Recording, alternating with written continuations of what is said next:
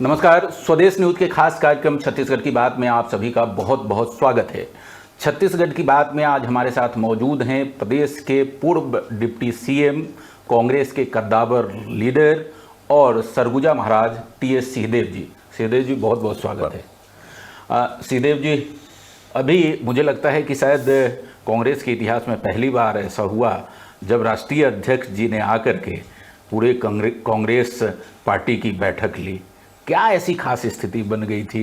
वो एक सामान्य दौरा की तरह वो बैठक था या कुछ विशेष बात भी थी कि इस तरह से उनको बैठक लेनी पड़ी?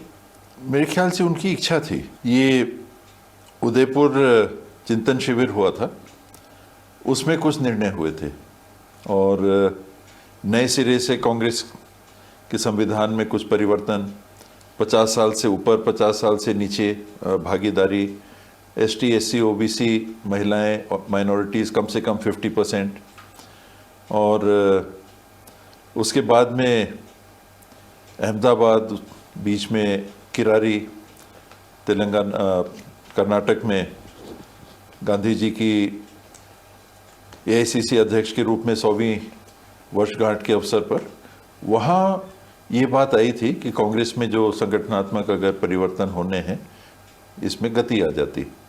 तो खड़गे जी ने कहा था कि 2025 में हम पूरा कर लेंगे और ये 2025 चल रहा है। हमने देखा कि उड़ीसा में पूरी कांग्रेस के संगठन को भंग करके नए सिरे से अब गठन हो गया है। हिमाचल में ऐसा हुआ, उत्तर प्रदेश में ऐसा हुआ, अन्य राज्यों में बदलाव हुए, बिहार में बदलाव हुआ, पंजाब में बदलाव हुआ, 11 महामंत्री हमारे बने। इस दरमियान छत्तीसगढ़ में भी एआईसीसी लेवल पे बदलाव हुआ। तो पोलिंग बूथ से लेके एआईसीसी लेवल तक में परिवर्तन की बात, उसमें मुझे लगता है कि खड़गे जी ने स्वयं के ऊपर भी एक जवाबदारी लेके जाने की बात। तो 5वां ये राज्य था जहां उनने दौरा किया। राजस्थान, गोवा, कर्नाटक, तेलंगाना के बाद में छत्तीसगढ़, और ये बात भी आई कि इसके बाद वो पश्चिम बंगाल और असम भी जाएंगे संगठन के सिलसिले में। तो ये सही आपने कहा। मेरी भी जानकारी में पॉलिटिकल अफेयर्स कमेटी की राज्य इकाई की अध्यक्षता हमारे एआईसीसी के राष्ट्रीय अध्यक्ष कर रहे हैं। ये सौभाग्य मुझे तो पहले नहीं मिला था और मैंने सुना भी नहीं कि ऐसा हुआ। एक्सटेंडेड पीसीसी को भी उनने एड्रेस किया। तो हो सकता है कि लेकिन आखिर ऐसी स्थिति क्यों आ गई? स्मूथली ये काम क्यों नहीं हो गया कि राष्ट्रीय अध्यक्ष जी को आना पड़ा? एक स्वयं को लगता होगा उनको कि मैं भी जाके देखाऊं कि मैं अगर अध्यक्ष हूं तो ऊपर ही ऊपर ना हो जाए। अगर वो नहीं आए तो लोग कहेंगे कि ऐसे ही होता है कांग्रेस में, अध्यक्ष तो कुछ देखते नहीं है। ये तो विषय नहीं है कि इतने छत्रप हो गए हैं कि सबका कोऑर्डिनेशन हो ही नहीं पा रहा है, तो अध्यक्ष जी जाएंगे तो कोऑर्डिनेशन शायद हो पाए। छत्तीसगढ़ में उदाहरण के लिए ऐसे कोऑर्डिनेशन की कोई कमी नहीं है जी। यहाँ जिनको हम लोग क्षेत्रीय लीडर्स के रूप में कहते हैं, छत्तीसगढ़ के कांग्रेस के सीनियर लीडर्स के रूप में कहते हैं, मुझे तो ऐसा नहीं दिखता कि छत्तीसगढ़ में ऐसी कोई भी बात। लेकिन एक पूरब देख रहा है, एक पश्चिम देख रहा है, ऐसी स्थिति तो छत्तीसगढ़ में। बाबा साहब को छुपा रहे हैं आप? मैं तो कहता तो नहीं, क्योंकि बाबा साहब जो है एक बार लीडरशिप लेना चाह रहे हैं। ये छत्तीसगढ़ के सब लोगों को पता है कि बाबा साहब चाह रहे हैं कि कांग्रेस को हम फिर से उस दौर में लौटा दे, और उसके लिए बाबा साहब पूरी ताकत के साथ जो है मैदान में आना चाहते हैं। लीडरशिप लेने की बात नहीं है जी। मेरे तरफ से जीवन में कभी ये नहीं रहा कि मेरे को ये चाहिए। आपका एक लक्ष्य है, मेरे पास आप चाहते हैं कि कांग्रेस इस तरीके से फिर से मैदान में आए। कांग्रेस को देने के लिए अब मेरे पास और कुछ है नहीं। जितना मेरा एक्टिव जीवन बचा है, मान लीजिए 4-5 साल और मैं शायद, अगर सब ठीक चलता रहा तो सक्रिय रूप से मैं शारीरिक रूप से भागीदारी दे के मैं कुछ कर सकता हूँ। तो मेरे लिए तो और कुछ है नहीं देने को कि एक बार और फिर से सरकार आ जाए। 18 में मौका मिला था, पहले भी हम लोग कोशिश करते थे, कभी आई सरकार कभी नहीं आई सरकार। मध्य प्रदेश में भी थे तो काम करते थे। लक्ष्य वही रहता था कि कांग्रेस के माध्यम से सरकारें चलें तो भागीदारी हम लोग की भी हो, कांग्रेस जनों की हो, अपने सोच के हिसाब से छत्तीसगढ़ या मध्य प्रदेश के लिए काम करें। तो वो तो है, पर मेरे लिए ये आखिरी अवसर है उम्र के लिहाज से। 4 साल 5 साल अपने आप को एक्टिव में। तो इस बात को तो सब लोग समझते हैं, तो इस पे आम सहमति बन क्यों नहीं पा रही है? मेरे सिलसिले में या कांग्रेस? आपके सिलसिले में नहीं, तो मैं कैसे कह सकता हूं कि मेरे को बनाना चाहिए? ये ऐसा कोई नहीं है। जी काम देखिए, ये नहीं कि मेरे को कुछ दीजिए तो मैं छत्तीसगढ़ के लिए काम करूं। जी मैं तो कर ही रहा हूं। 1.5 साल सरकार के बाहर निकल गए, मैं तो घर में नहीं बैठा। ठीक है, पारिवारिक स्थिति एक आई थी, इलाज चल रहा था वाइफ का, कुछ समय के लिए मैं जी कट गया था, जी, जी। राजनीतिक गतिविधियों से कट गया था। जी लेकिन उसके बाद से जैसे रहते हैं हम लोग पूरा कर रहे हैं।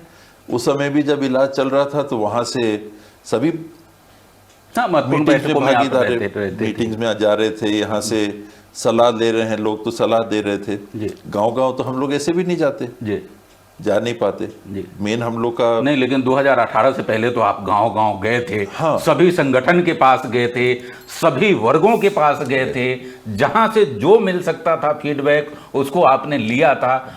मैंने देखा है कि आपने उस समय क्या मेहनत की है। उस समय राहुल जी से बल्कि मांगा था कि मैनिफेस्टो बनाने के कमेटी की अध्यक्षता अगर मिलती है, क्योंकि वो चल रहा था सीनियर लीडर्स जी। को क्या क्या देना, जी तो मैंने जरूर कहा था और उन्होंने मौका दिया।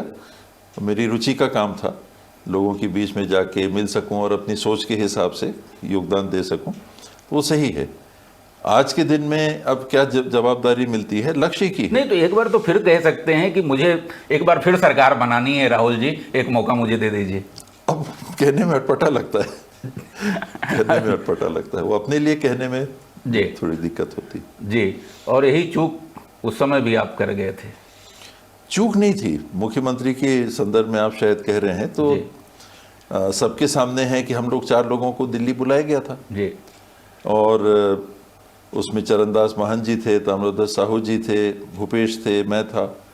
तो 4 लोगों को खुल्लम खुल्ला बुलाया गया था। जी उनमें से ये तय हुआ कि भूपेश मुख्यमंत्री के रूप में काम करेंगे। मीडिया में वो ढाई वाला चलता रहा। नहीं, लेकिन उससे और पहले बात कुछ और भी हुई थी, वो आप नहीं, जी देखिए चुनाव हुआ, हाँ मेरे ख्याल से 11 तारीख को रिजल्ट आए जी और 14 तारीख को हम लोग दिल्ली बुला लिए गए थे। जी तो 14, 15, 16 दिल्ली थे, 17 को शपथ हो गई। जी तो उसके बीच में कुछ नहीं था। नहीं, लेकिन उसमें एक बात तो ये भी आती है कि तीनों, पहले तो ताम्रध्वज जी की बात थी, हाईकमान ने कह दिया था कि ताम्रध्वज जी लीड करेंगे। उसके बाद 3 लोग ये हुए कि नहीं, ताम्रध्वज जी नहीं, जो है 2 लोग कि टीएस बाबा करेंगे। और टीएस बाबा की बात जब सामने आई तो भूपेश जी ने कहा पहले मुझे मौका मिले। ऐसा नहीं था जी। तो देखिए वो बंद कमरों की बात है, तो अभी जी। उसमें मैं नहीं जी, उसके बारे आपकी में मर्यादा है अपनी, ठीक है, मैं समझ रहा मैं हूँ। कह नहीं सकता, लेकिन जी। ऐसा कुछ नहीं था। जी जी कुछ कुछ बातें होती हैं, जी। चर्चाएं होती हैं और अंत में जो निर्णय, एक ही निर्णय सामने आया जी जो अनाउंस किया गया, जी उसी को निर्णय कहा जा सकता है कि भूपेश बघेल। जी जी उस समय 2.5 साल अनाउंस नहीं किया गया, जी किसी और का नाम पहले या किसी और का नाम बाद में नहीं। जी तो जी बंद कमरों में तो थोड़ा बहुत चलता। बहुत सारी बातें होती हैं, ठीक है। इस सरकार के 1.5 साल पूरे हो गए और 1.5 साल में जो है कांग्रेस के जो 5 साल का कार्यकाल रहा, वही कहीं ना कहीं सरकार के एजेंडे में सबसे प्रमुख रहा। विधानसभा में सबसे ज़्यादा वही गूंजा, विधानसभा में सबसे ज़्यादा उन्हीं पे घोषणाएं हुई, सबकी जांच, सबकी जांच, सबकी जांच, और उसी पे कार्रवाइयाँ चल रही है। तो ऐसे में कांग्रेस के सामने आपको नहीं लगता कि बड़ी चुनौती है कि वो जो डेंट हुआ है उस डेंट से निकलना? निश्चित रूप से डेंट उस नाते नहीं। देखिए, मैंने और भी चैनल्स में कभी मौका लगा तो बात रखी थी। इस चुनाव में हुआ क्या, आप छत्तीसगढ़ के करीब करीब बराबर के 2 भाग को देखिए। 90 विधानसभा हैं, तो 46 विधानसभा आती हैं ट्राइबल और शहरी क्षेत्र की। जी 20 हो गई शहर की, जहां 50% या उससे ज़्यादा शहरी आबादी, यानी नगर पालिका, नगर निगम इत्यादि की आबादी, और 26 विधानसभाएं हैं जिन्हें हम ट्राइबल कहते हैं, बस्तर और सरगुजा मिला के संभाग 26 सीटें हैं। तो ये 46 सीटों में कांग्रेस ने कमजोर किया काम। जी नहीं, उसमें एक सरगुजा के संदर्भ में तो एक कहा जा सकता है कि सरगुजा ने 2018 में बाबा साहब के नाम पर वोट किया था एक तरफा कि बाबा साहब हमारे लीडर होंगे। तो बाबा साहब 5 साल की जो भूमिका रही सरकार में, उससे वो लोग निराश हो गए थे। इस बात से तो कोई इनकार नहीं कर सकता, हो सकता है, का सब लोग हो जानता सकता है। तो हो सकता है उसका प्रभाव पड़ा हो जी 14 की 14 सीटों में पड़ जाए, मैं नहीं कह सकता जी लेकिन चर्चा में था, जी। तो उसको नकारना भी कोई मायने नहीं रखता, जी चर्चा का विषय था। बस्तर में भी ट्राइबल सेंटिमेंट का जो विषय जो ट्राइबल सेंटिमेंट नहीं जुड़ पाया तो नुकसान हमको जी यहाँ हुआ। शहरों में जो बाकी बातें आप कह रहे हैं, जांच की बात, करप्शन की बात, जातिवाद की बात, हो सकता है कि शहरी क्षेत्रों ने इसने हमको वैसे स्वीकार नहीं किया। कुछ तो हुआ, जी कुछ तो हुआ कि वही कुछ सरकार। विश्लेषण तो आप लोगों ने किया होगा। हाँ, मेरे हिसाब से तो मेरा विश्लेषण तो है। तो फिर से मैं दोबारा सवाल इसी को कर रहा हूं कि ये जो चुनौतियां हैं, क्योंकि एक बार पूरा भरोसा करके, बाबा पे भरोसा करके सरगुजा ने, बस्तर ने, पूरे छत्तीसगढ़ ने कांग्रेस को दिया, अब दोबारा उस भरोसा के लौटाना उसी तरीके से, और दूसरा जो जितना घोटाले हुए हैं, चूंकि सब में कार्रवाई हुई है, ऐसा नहीं है कि केवल ऐसे ही है, सब ट्रायल में है, कोर्ट तक गया है, एविडेंसेज मिले हैं, आईएएस लोग उसमें जेल में गए हैं, जेल में हैं, तो ये आपको नहीं लगता है कि बाबा बड़ी की ही बात नहीं होती कभी भी, किसी एक व्यक्ति की बात नहीं होती, कई फैक्टर होते हैं। जी हम लोग मिलके अच्छे तरीके से काम कर पाए थे, एक बेहतर विकल्प के रूप में अपने को प्रस्तुत कर पाए थे। जी जो 2018 में हुआ, जी मेरी सोच से जी कि उस समय आपसे भी मुलाकात होती थी, साथियों से मुलाकात होती थी, बात होती थी, क्या करेंगे क्या नहीं करेंगे, बीजेपी अच्छा नहीं कर रही, तो मैंने हमेशा वही बात कही थी उस समय भी, और आज भी उसी चीज़ को कहता हूँ कि कोई अच्छा काम नहीं कर रहा है इसलिए जीतना ही कोई जीतना नहीं होता। हम क्या कर सकते हैं ये सोच के लोग हमारा साथ दें, तो उस बेहतर विकल्प के रूप में छत्तीसगढ़ ने निश्चित रूप से कांग्रेस को मौका दिया था। कोई सरकार ये दावा नहीं कर सकती कि हम ऐसा काम कर रहे हैं कि जैसा आपने कहा कि जेलों में लोग हैं तो वैसी स्थिति ना बने। कोई सरकार नहीं बचेगी, कहीं की भी हो, वर्तमान की हो, इसके पहले की हो, उसके पहले की हो, एक सरकार नहीं बचेगी। कहीं ना कहीं कमियां रहती हैं, और आपने अगर मतलब सिस्टम इतना कोलैप्स हो गया है, प्रभावित है। जी देखिए, मैं बिजनेस भी करता हूँ, बिजनेस करने के लिए ही कॉलेज इत्यादि पास करके मैं अंबिकापुर में रहने के लिए आया। और जगह भी लोग कहते हैं नौकरी मिल सकती थी, यहाँ क्यों गए, जंगल में क्यों गए। मेरा मन था अपना काम करना, घर का देखभाल करना। वहाँ आके जब मैंने सिस्टम देखा तो जो मेरी सोच एक विचारवान युवा के रूप में, कॉलेज में पढ़ने वाले युवक के रूप में, आदर्शवादी युवक के रूप में थी, दुनिया उससे बहुत पलट थी, यानी एकदम ही अलग दुनिया थी। मैं पता नहीं किस दुनिया में रहता था। जमीन की जो दुनिया देखने को मिली तो वो एकदम आदर्शवाद से कोसों दूर वाली दुनिया थी। जिंदगी क्या है किताबों को हटा करके देखो।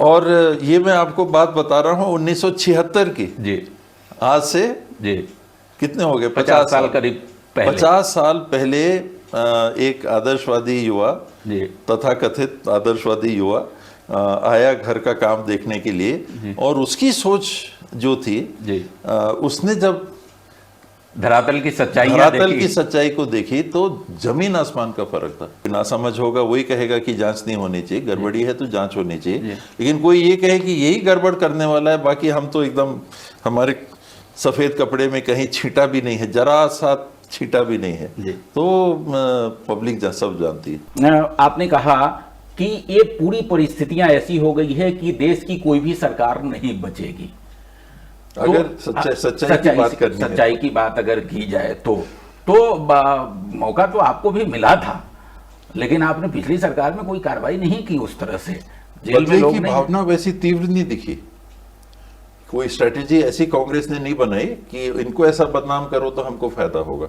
जांच उस समय भी हुई, मेरे को याद है, जांच उस समय भी की गई थी, किसी अंजाम तक नहीं पहुंचा। अभी डबल इंजन की सरकार दोहरे ताकत से खींच रही है, तो दिल्ली से भी कुछ हो रहा है, यहाँ से भी कुछ हो रहा है, और जिन लोगों ने गलत किया होगा, उस लोगों ने अगर गलत किया होगा, जो बात सामने आई है वो सामने आई होंगी। छत्तीसगढ़ सरकार ने पूरे छत्तीसगढ़ के इतिहास में सबसे बड़ी कार्रवाई की है, एक साथ आबकारी विभाग के 2 दर्जन से ज्यादा अधिकारियों को निलंबित किया है शराब घोटाले में। अच्छा है अगर ऐसा निरंतरता ऐसे काम में निष्पक्ष रूप से बनी रहे तो वो अच्छा है। अच्छा, सरकार को कैसे देखते हैं? 1.5 साल करीब हो गए हैं, काम नहीं हो रहे और बिखरी सी सरकार है जिसे केंद्रित विकेंद्रित कहते हैं। तो ना तो अत्याधिक केंद्रीकरण अच्छा होता है, वो भी परिणाम खराब होते हैं, हो सकते हैं उसमें खराब, और विकेंद्रीकरण भी अधिक अच्छा नहीं होता है, उसमें फिर काम को गति नहीं मिलती, किसकी सुननी, क्या करना, कहां से क्या करना।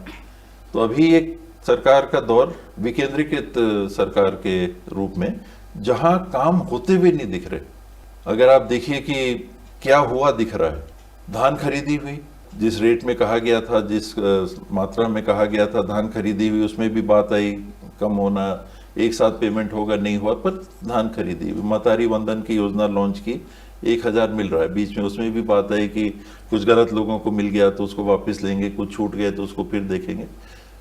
ये 2 काम ऐसे दिखते हैं जो बड़ी आबादी को छूने वाले हैं। बाकी प्रधानमंत्री आवास योजना आप छोड़ रहे हैं, आपने लेटर लिखा था उसमें 3 लाख अभी घर बने हैं जी, ये मंजूर हुए हैं मेरे ख्याल से, जी, उसमें कुछ काम होना है जी। फील्ड पे जो अधिकारी हैं उन लोग बताते हैं, फीडबैक उनका होता है कि हम कहाँ बना के दें। जी, वो ऐसे आ रहे हैं कि ये करके दो, लेकिन वो हितग्राही वैसे नहीं मिलते हैं कि हैं कि नहीं, कितने बचे कितने नहीं। खैर वो एक मतलब ये है कि सरकार के पास फंड है, सरकार करना चाहती है, हितग्राही नहीं मिल रहे हैं। नहीं, दो चीज, एक काम होते हुए जी, आपने बजट बनाया, आपने बहुत सारे काम मंजूर किए, बजट में मंजूर किए, आपने कहा कि हमने फंड रिलीज किया, मैदान पे काम नहीं हुए। आपने प्रधानमंत्री आवास कहा, इसको मैंने उस कैटेगरी में इसलिए नहीं जोड़ा कि 3 लाख मंजूर हुए हैं, अभी बनना चालू नहीं हुआ। धान खरीदी हो, पीएम आकर के जो है वो गृह प्रवेश करवा दिए, अभी वो सीएम गए थे, उन्होंने गृह प्रवेश करवा दिया। वो सब फोटो खिंचाई जाता है, वो फोटो ऑप वाली बात ज्यादा है। एक बात बताइए, किसी भी मोर्चे पे सरकार कुछ अच्छा काम किया, हालांकि शुरू में आपने 2 कहा कि ये दोनों काम दिखते हैं, लोगों को छूने वाले काम है जी, बाकी आप कर नहीं रहे हैं तो उल्टा कहने की बात कम है। लेकिन नक्सल मोर्चे पे सरकार ने जो काम किया उसकी तारीफ तो आप करेंगे। निरंतरता बनी है उसमें जी, 2020 से जो सिलसिला चालू हुआ था, एक गति पकड़ी थी कि हमको कैंप्स बनाने चलने हैं। सिलगेर का आपको भी ध्यान होगा, कांग्रेस शासनकाल में सिलगेर का कैंप बनाने को लेके कितनी उठापटक हुई, कुछ दो एक लोगों की जान भी गई थी, कितना प्रदर्शन हुआ, कितना धरना हुआ, कैंप हटाओ, ये करो वो करो। तो इतना आसान ये नहीं था। तो एकाएक आए और हम फसल भी बुन डाले, खेत भी जोत डाले, फसल भी बुन दिया हमने, खातू भी दे दिया और फसल काटने के लिए हम तैयार हो गए। अभी ऐसा लग रहा है कि बात ऐसी कही जा रही है कि हमने सब कुछ कर दिया। ये विगत सालों की जो प्लानिंग है, नहीं तो ये 2020 हम क्यों माने, हम उससे पहले क्यों ना माने? 2020 से गति पकड़ी। तो कांग्रेस कहे कि हमारे काल में हमने खत्म कर दिया, ये भी वैसी बातें हैं जो नहीं होनी चाहिए।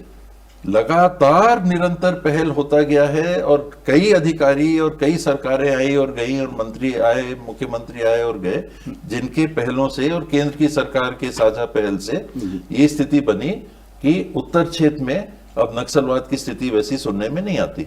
जरा भी कोशिश दिखाई जा रही है कि एक टारगेट रख दिया गया है, डेट दे दिया गया है कि 31 मार्च तक हम खत्म कर देंगे। भरोसा है आपको?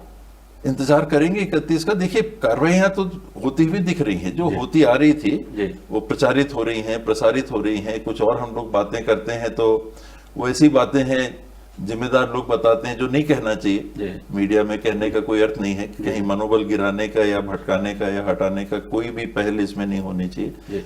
एक साझा प्रयास होना चाहिए कि हिंसा के माध्यम से जो सरकारों को पलटने की बात करते हैं उनको लिए प्रजातंत्र में कोई जगह नहीं। इस मोर्चे पर विपक्ष भी सरकार के साथ है, जो उस पहल के साथ है जो हिंसा के मार्ग से सत्ता प्राप्त करने की पहल करे, उसके खिलाफ जो भी कार्रवाई हो सकती है होनी चाहिए, चाहे वो वार्ता की हो, चाहे वो विकास की हो, चाहे वो एक्शन की हो। भूपेश जी को भी क्लीन चिट मिल जाना चाहिए शराब घोटाले में और महादेव सट्टा ऐप में।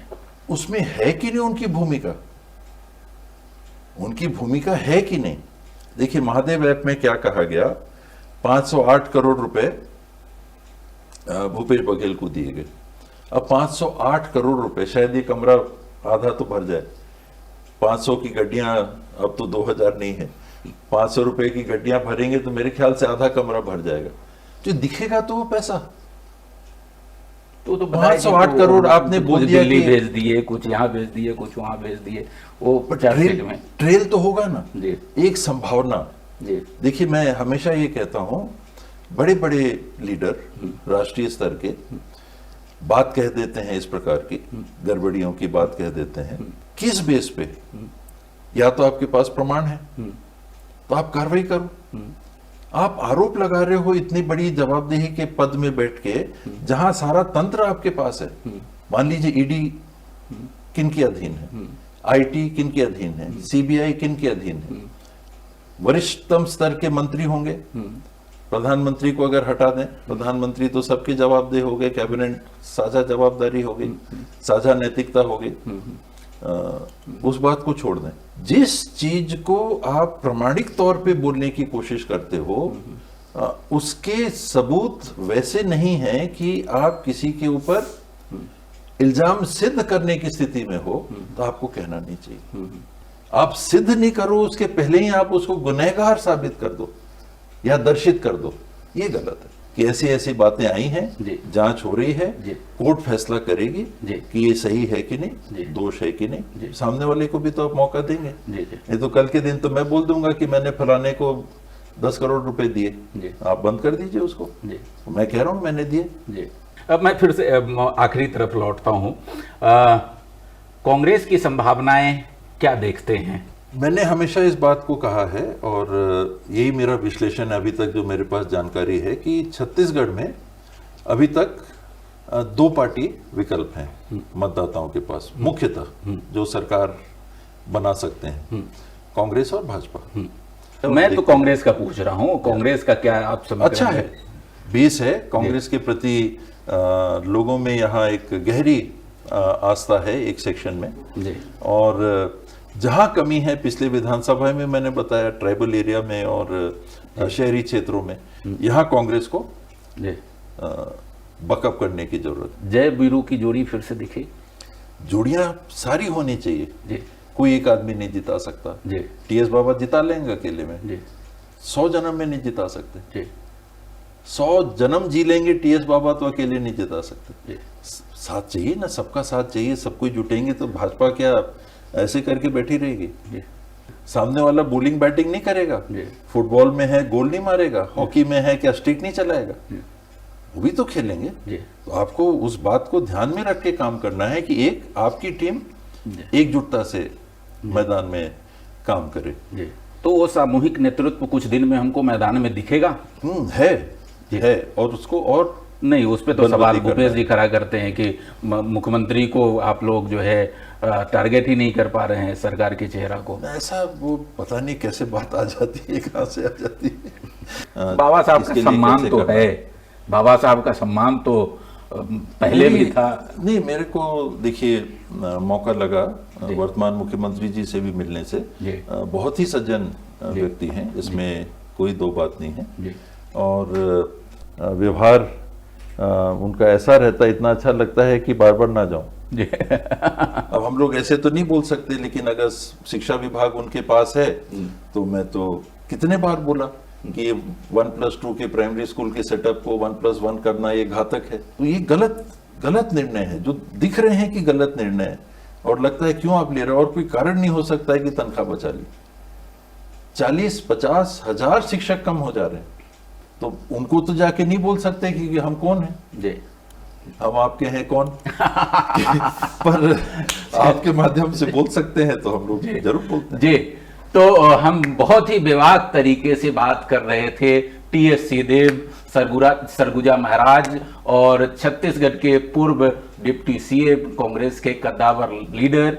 इन्होंने तमाम मुद्दों पर, तमाम सवालों का बहुत ही बेबाक तरीके से, जैसे कि इनकी शैली है, जैसे कि इनकी पहचान है, इन्होंने जवाब दिए। सबसे जो महत्वपूर्ण विषय था सीजीएमएससी के भी तमाम सवालों का इन्होंने बहुत ही क्लियरली जवाब दिया। हमारी बहुत शुभकामनाएं हैं टीएस सिंहदेव जी साहब को कि एक बार फिर से 2018 की तरह आप मैदान में आइए, और आप जो कहते हैं कि आपके पास कम समय बचा हुआ है एक्टिव राजनीतिक का, तो उसका जलवा एक बार फिर हम सब और पूरा छत्तीसगढ़ देखना चाहेगा। बहुत बहुत शुभकामनाएं, आपने मुझे समय दिया, स्वदेश न्यूज की तरफ से आपको बहुत अवसर दिया। जी।